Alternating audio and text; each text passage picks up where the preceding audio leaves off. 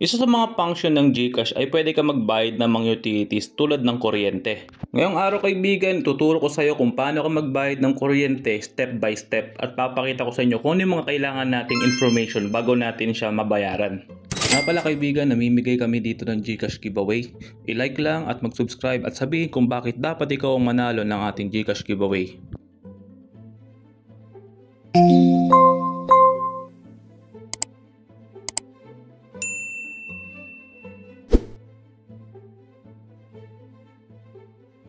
Sa pagbabayad natin, ang kailangan lang natin makuha yung account number at yung pangalan ng payee plus yung ating total amount due. Siyempre, kailangan din nating malaman kung kailan ang due date.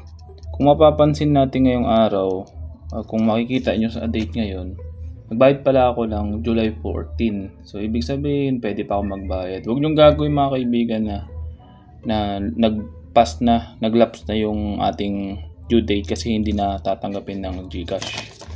Daan natin ulit account number, name, at ito lang ang kailangan natin na information. So total amount due 36662.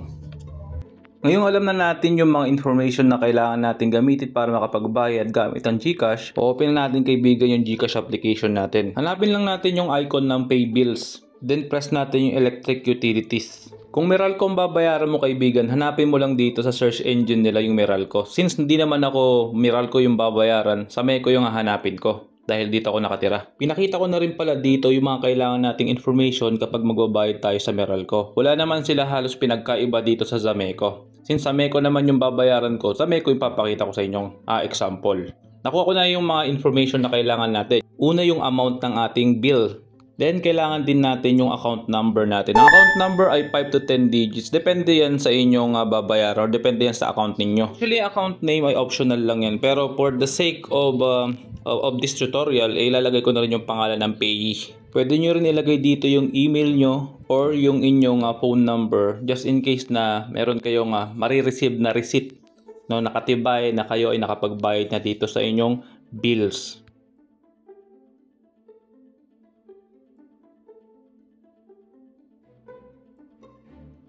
May option din kayo mga kaibigan na i-avail yung kanilang bill protect, pero sa case ko hindi ko na siya in-avail. At kung kumpleto na yung information at na-review na ito, maaari nyo i-press yung next.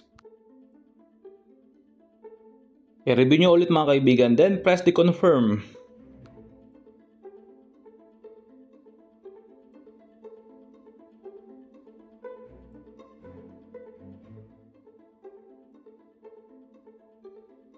Congratulations mga kaibigan, successful yung pagbabayad natin and you can save this receipt.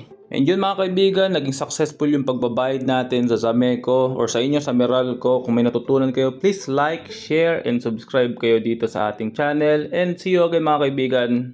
Paalam.